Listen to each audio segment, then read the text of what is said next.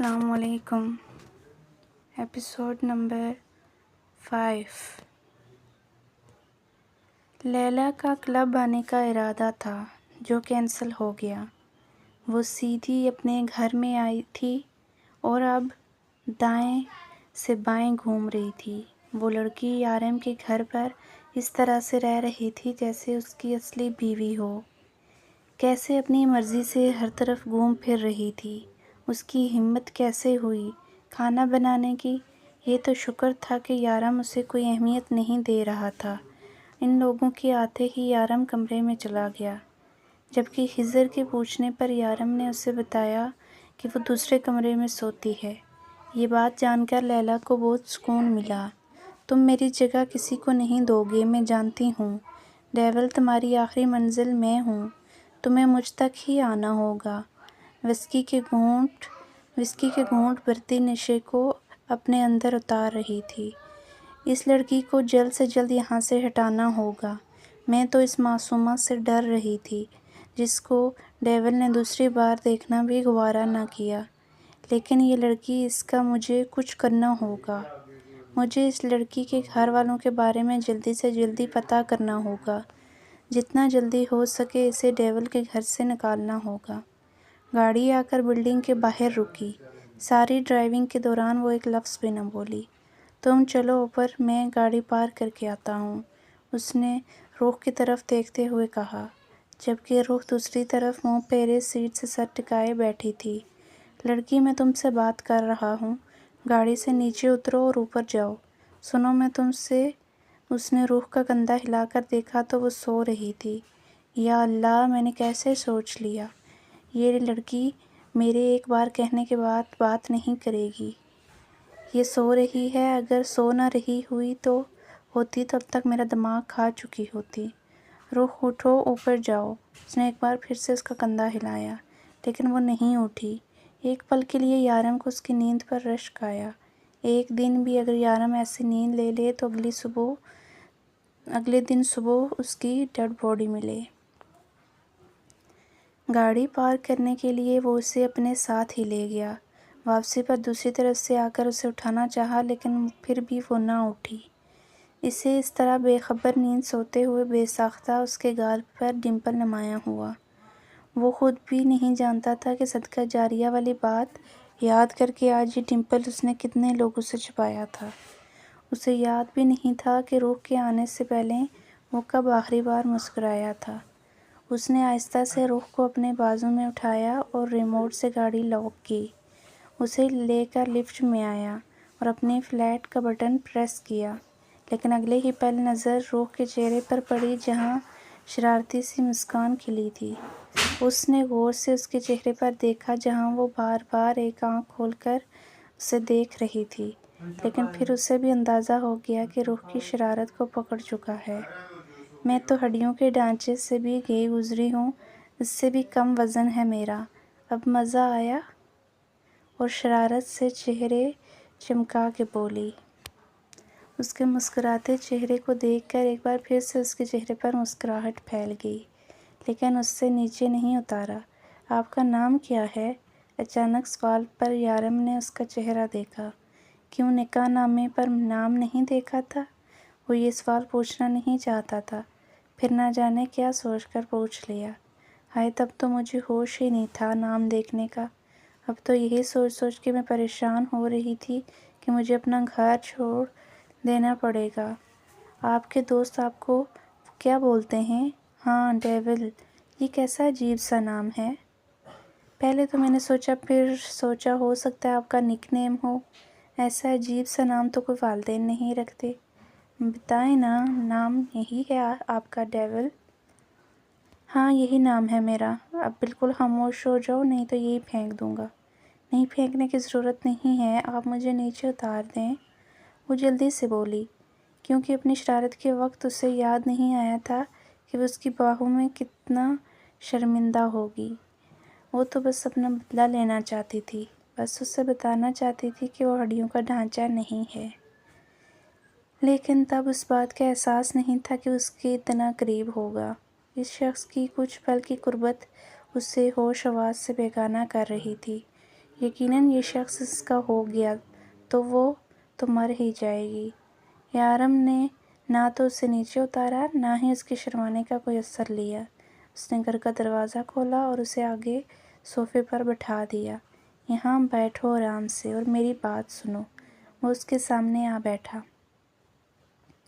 کچھ کھایا پیا کرو، ورنہ جتنا تمہارا وزن ہے نا، ہوا سے اڑ جاؤ گی۔ تم اس طرح سے اکیلی باہر مت نکلنا، یہ نہ ہو کہ ہوا تمہیں اڑا کے کہیں لے جائے اور میں تمہیں ڈھونڈ بھی نہ پاؤں گا۔ اپنا ڈمپل چھپاتا وہ اٹھا اور کچن میں آیا۔ 2 کپ چائے بنائی اور 1 کپ لا کر اس کے سامنے رکھا۔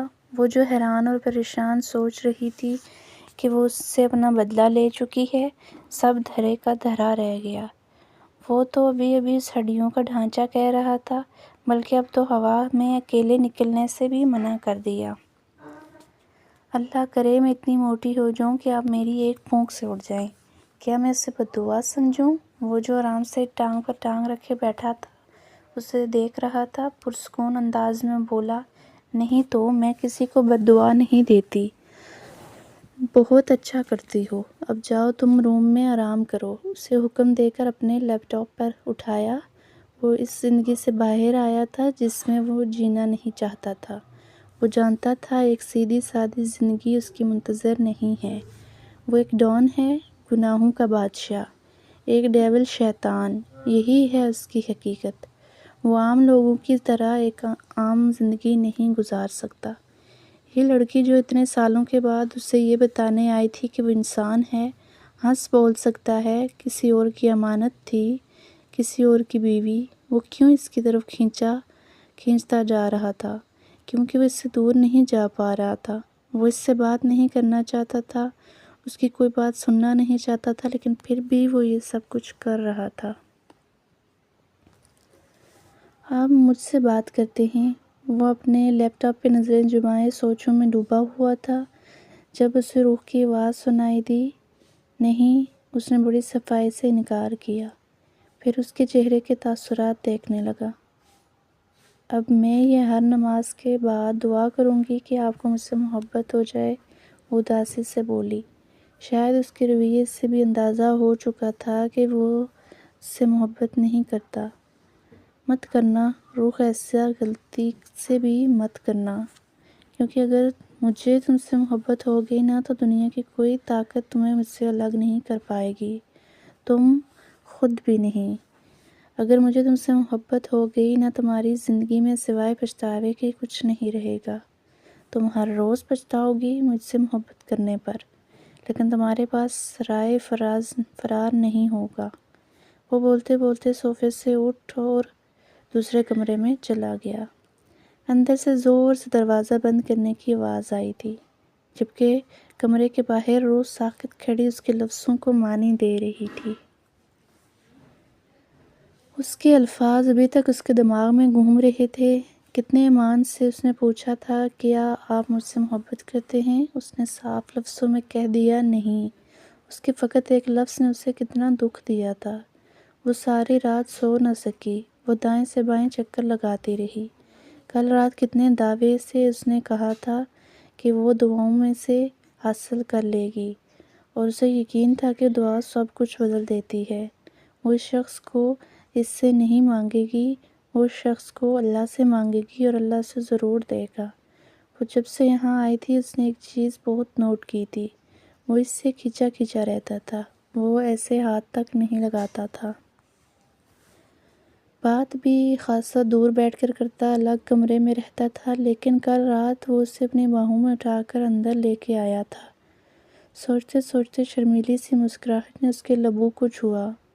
جو بھی تھا، جیسا بھی تھا، وہ اس کی فکر کرتا تھا۔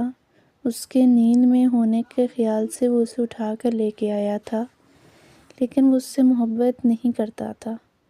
ایک بار پھر سے اس کے چہرے پر اداسی چھا گئی۔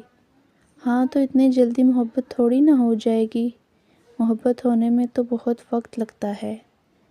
لیکن مجھے تو وقت نہیں لگا۔ اپنے خیالوں میں سوچتے ہوئے اچانک ایک سوچ پر وہ رکی۔ اسے وقت نہیں لگا تھا، مطلب اس سے محبت ہو چکی تھی۔ کیا وہ اس شخص سے محبت کرنے لگی ہے؟ ٹہلتے ٹہلتے وہ خاموشی سے اپنے نرم گرم بستر پہ بیٹھی۔ ہاں، وہ شخص سے بات بات پر تھپڑ نہیں مارتا تھا، اس سے گدھوں کی طرح کام نہیں لیتا تھا، بات بات پر اسے تانے نہیں مارتا تھا، اسے منحوس نہیں کہتا تھا، اسے سونے کے لیے کتنے نرم ملائم بیڈ دیا تھا۔ اس کی بہنوں نے کبھی خواب میں ایسا بستر دیکھا بھی نہ ہوگا جہاں وہ پچھلے 2 راتوں سے آرام کرتی تھی۔ اور سب سے خاص بات، فاطمہ بی بی نے کہا تھا شوہر سے محبت ہونے کے لیے انتظار نہیں کرنا پڑتا، وہ تمہارا محرم ہے، خود ہی تمہارے دل میں اپنی جگہ بنا لے گا۔ اور اس نے بنا لی۔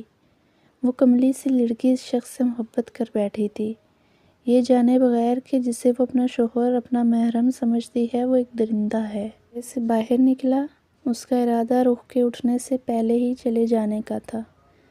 وہ اب مزید اس کے قریب نہیں رہنا چاہتا تھا، وہ اس فاصلے کو قائم رکھنا چاہتا تھا۔ وہ نہیں چاہتا تھا کہ جس دعوے سے کل روح نے کہا کہ وہ اسے دعاؤں میں حاصل کرے گی، اور سچ تو یہ تھا وہ نہیں چاہتا تھا کہ روح کو اس سے محبت ہو جائے، کیونکہ عورت اپنے دل میں کسی آدمی کو ایک ہی بار جگہ دیتی ہے، وہ اپنے دل کے دروازے ایک ہی بار کھولتی ہے، صرف ایک شخص کے لیے، اور مرتے دم تک کسی سے محبت کرتی ہے۔ اس کو اپنے شوہر کے پاس چلے جانا تھا، وہ کسی اور کی جگہ نہیں لے سکتا تھا۔ وہ اپنے کمرے سے باہر نکلا جب نظر سامنے زمین پر صوفے کے ساتھ بیٹھی روح پر پڑی۔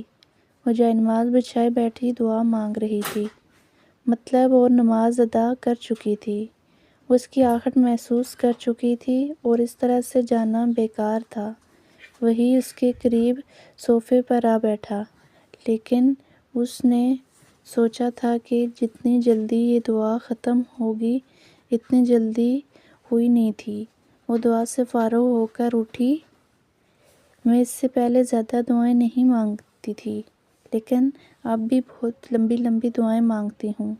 مجھے اللہ سے بہت قیمتی چیز چاہیے، اور کہتے ہیں نا کہ چیز جتنی قیمتی ہو اتنی ہی لگن سے دعا مانگنی چاہیے۔ وہ جائے نماز سمیٹ کر ایک طرف رکھتے ہوئے بولی، ایسی کون سی قیمتی چیز ہے جو تم خدا سے مانگ رہی ہو؟ انداز اتنا خوبصورت تھا کہ وہ پوچھے بنا نہ رہ سکا۔ آپ ایک لفظی جواب آیا۔ کیا مطلب؟ میں سمجھا نہیں۔ وہ واقعی نہیں سمجھا تھا۔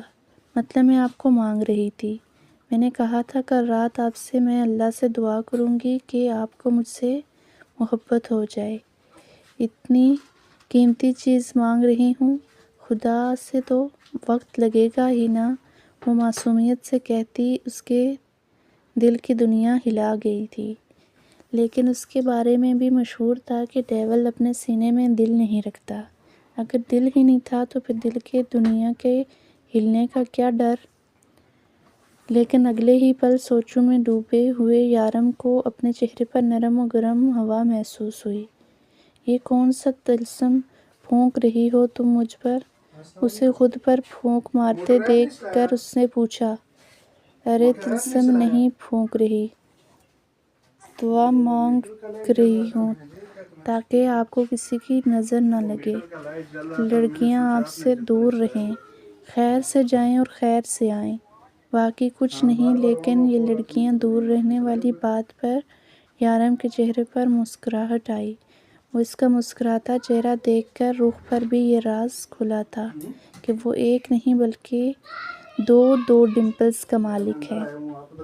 وہ بنا اس کے کچھ بولے باہر کے دروازے کی طرف جانے لگا جب آواز آئی فی امان اللہ۔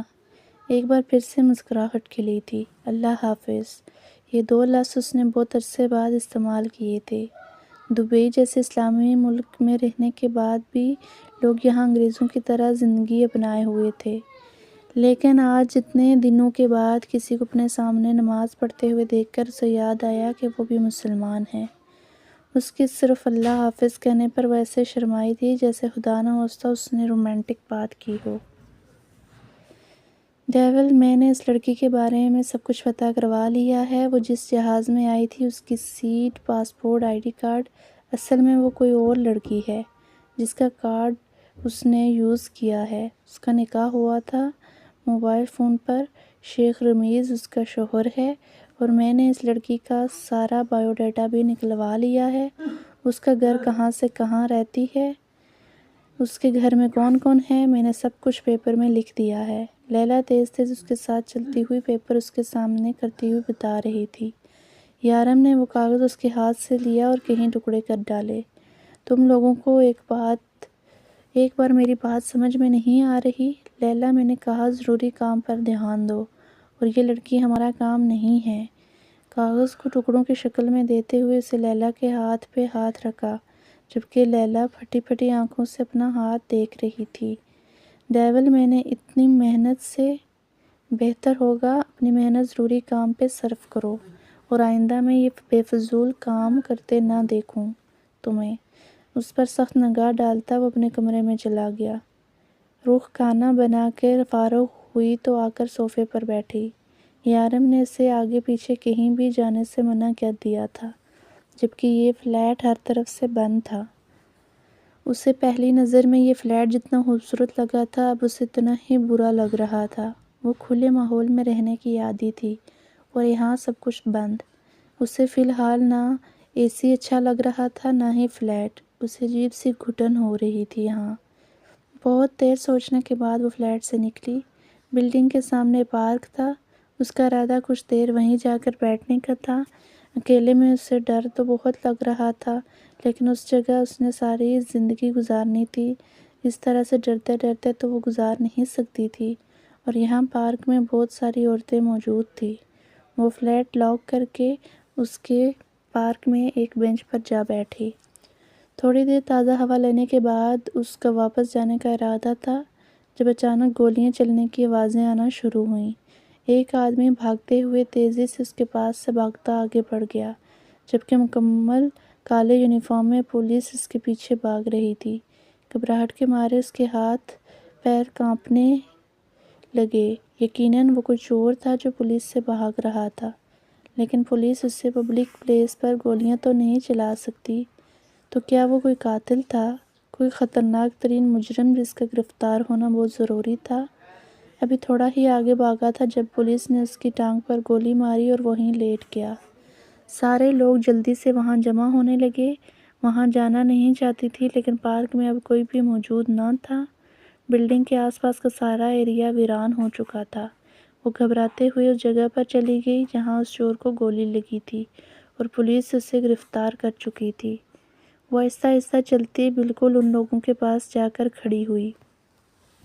پولیس والے اس آدمی کو دبوچے زمین سے لگائے ہوئے تھے، جبکہ وہ مسلسل ہل رہا تھا۔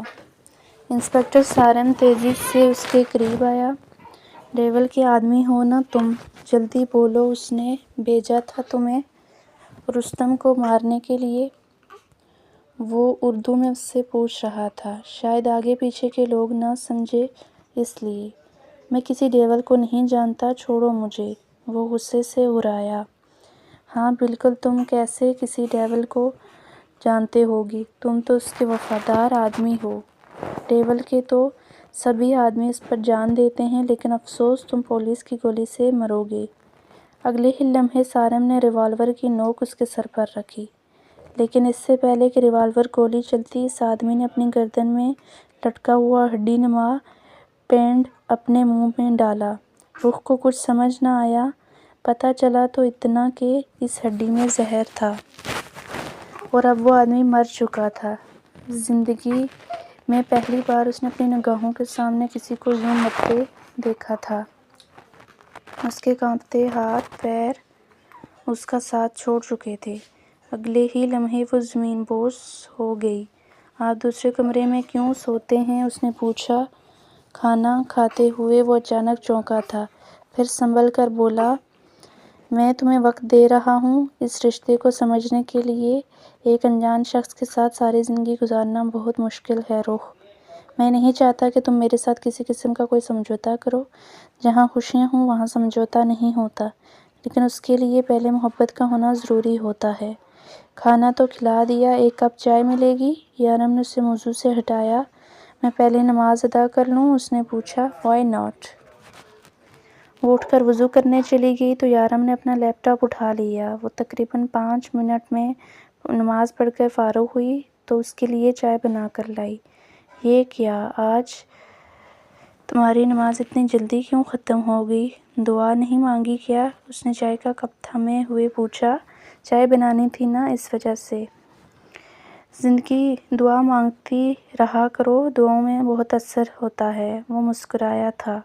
آپ مسکراتے ہوئے بہت پیارے لگتے ہیں۔ آپ کو پتہ ہے آپ کے دونوں گال پر ڈمپلز ہیں؟ اس نے ایکسائٹڈ ہو کر اس کی معلومات میں اضافہ کیا تھا۔ کیا بات کر رہی ہو، مجھے تو پتہ ہی نہیں تھا۔ وہ کھل کر ہنسا۔ آپ ایک ڈمپل مجھے دے دینا۔ ہاں ہاں ہاں، تم دونوں رکھ لو۔ آپ مسکراتے ہوئے بہت پیارے لگتے ہیں، ماشاء اللہ۔ اس نے کھل کر تعریف کی تھی۔ بس تمہاری صدقہ جاریہ والی بات پر عمل کر رہا ہوں، وہ مسکراتے ہوئے بولا۔ اچھا، میں اب سونے جا رہی ہوں، روح نے اٹھتے ہوئے کہا اور اپنے کمرے کی طرف چل دی۔ سنو، اس نے پکارا۔ جی؟ وہ پلٹی تھی، دعا مانگتی رہا کر بولا اور پھر اپنے کام میں مصروف ہو گیا۔ یارن سے کسی نے سوال پوچھنے کی ہمت نہ کی اور نہ ہی کسی کو جواب دینا ضروری سمجھتا تھا۔ ہاں، لیکن لیلی اسے گھورے جا رہی تھی جس کا اس پر کوئی اثر نہیں ہو رہا تھا۔ انسپکٹر صاحب نے نہیں کہا کچھ بھی۔ میرے جانے کے بعد اس نے خود ہی بات شروع کی۔ نہیں، تمہارے جانے کے بعد وہ بھی نکل گیا تھا، لیکن میں تم سے ایک بات پوچھنا چاہتا ہوں۔ تم نے سارم کے سامنے جھوٹ کیوں بولا؟ جانتے ہو جب وہ لڑکی چلی جائے گی تب ہمارے خلاف گواہی دے سکتی ہے، اور اگر اس نے گواہی نہ بھی دی تب بھی بری پھنسے گی۔ بعد کی بعد میں دیکھی جائے گی، فی الحال تو یہی ہے ہمارے ساتھ۔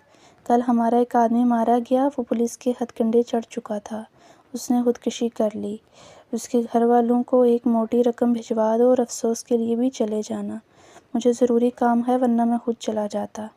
تب ہی شارف کمرے میں داخل ہوا۔ میں کہیں نہیں جاؤں گا یار، اس طرح سے کسی کے مرے ہوئے گھر والوں کو دیکھ کر مجھے بہت عجیب سا لگتا ہے۔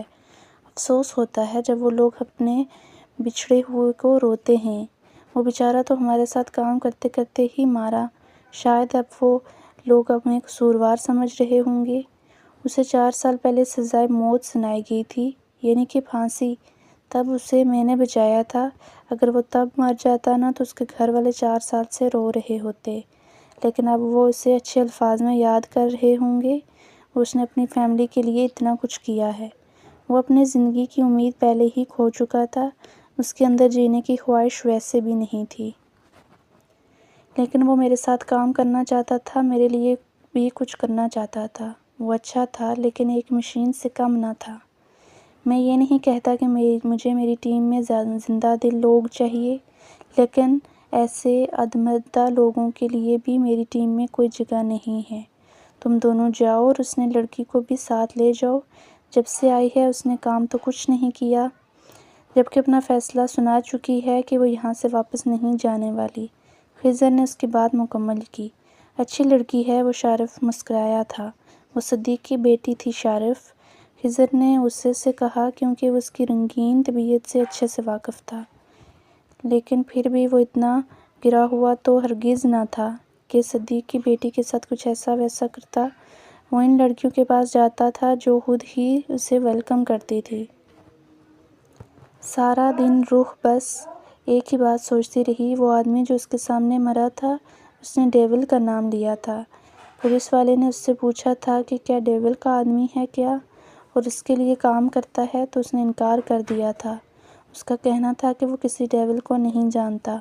اور پھر جب اس نے پولیس والے کے سامنے ڈیول کا نام لیا تھا، وہ کیسے عجیب نظروں سے اسے گھورنے لگا تھا۔ لیکن پھر یہ بھی تو کہا تھا کہ وہ نہ جانے کس ڈیول کی بات کر رہی ہے، وہ تو ایک ہی ڈیول کو جانتا ہے۔ لیکن یہ بات تو ٹھیک ہو گئی، انسپکٹر اس کے شوہر کو جانتا تھا اور اسے اس تک پہنچا دیا۔ اسے اس انسپکٹر کو تھینک یو ضرور بولنا چاہیے، لیکن یہ تھا کہ اب وہ گھر سے نکلنے کی غلطی کبھی نہیں کرے گی۔ نہ جانے کتنے پریشان ہوں گے، یہ میرے پیچھے نہ جانے کہاں کہاں ڈھونڈا ہوگا مجھے۔ میں بھی بیوقوفوں کی طرح اٹھ کر چل دی۔ آج کیا بناؤں ان کے لیے، وہ فریج کھولے ہوئے سوچ رہی تھی، جس کے اندر سب سامان موجود تھا۔ سر، یہاں سگریٹ پینا الاؤ نہیں، پیٹرول پمپ کا ورکر اس کے قریب آ کر بولا۔ کیوں؟ پیٹرول پمپ ہے، آگ لگ سکتی ہے، اس نے بتایا۔ اور تم نے جو کسی کی زندگی میں آگ لگائی ہے اس کا کیا مطلب ہے آپ کی اس بات کا؟ وہ آدمی غصے سے بولا۔ ایک 13 سال کی بچی کے ساتھ زیادتی کر کے تم نے اس کی زندگی کو آگ ہی تو لگائی ہے۔ اس لڑکی کا میرے ساتھ افیئر چل رہا تھا، روز گفٹ اور پیسے مانگتی تھی مجھ سے۔ اتنی چھوٹی بچی نہیں تھی جتنا تم لوگ سمجھ رہے ہو۔ میں نے بس اپنی دی ہوئی رقم وصول کی ہے، اور ویسے بھی کورٹ سے باعزت بری ہو چکا ہوں۔ وہ آدمی بولے ہی جا رہا تھا جب اس نے اپنے پیٹ پر کچھ محسوس کیا اور پھر درد سے بلبلا اٹھا۔ کورٹ سے تم بری ہو چکے ہو، لیکن ڈیول کی عدالت سے نہیں، اور کوئی بھی زناکار ڈیول کی عدالت سے اس طرح سے بری نہیں ہوگا۔ ڈیول کی عدالت میں اس گناہ کی سزا صرف اور صرف سزائے موت ہے۔ پٹرول ہولڈر سے پٹرول کا پائپ نکالا، وہ درد سے بلبلاتے ہوئے آدمی کے منہ میں ڈال دیا۔ تم جانتے ہو وہ لڑکی خودکشی کر چکی ہے، اس نے اپنی زندگی ختم کر لی، تم جیسے انسان کے لیے۔ تم نے کہا ایک 13 سال کی بچی تم سے تحفے اور رقم لیتی تھی، لیکن میری نظر میں وہ ایک چھوٹی بچی تھی۔ پٹرول اس آدمی کے اندر تک جا چکا تھا، سانس پھولنے لگی تھی، لیکن یہاں سانس لینے کی اجازت دے کون رہا تھا؟ انصاف تھا ڈیول کا، انصاف ہر زناکار کے لیے۔ اس نے ایک جھٹکے سے زمین پر پھینکا اور اپنی جیب سے سگریٹ نکالا اور اس طرف پھینک دی، اور ایک لمحہ ضائع کیے بغیر وہاں سے نکل گیا۔ اسے نہ اس آدمی سے مطلب تھا اور نہ ہی پٹرول پمپ سے۔